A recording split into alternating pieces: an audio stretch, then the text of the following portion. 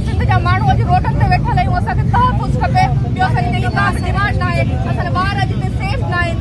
केतिरा सारा माण्हू आहिनि जिन खां इमिग्रेशन करा हला था वञनि, असां नथा वञणु चाहियूं, असां पंहिंजे मुल्क में रहणु था चाहियूं, पर असां निमरता सां उन जो केस जी मोड़ियो वियो आहे। मुंहिंजे भाउ जो ईअं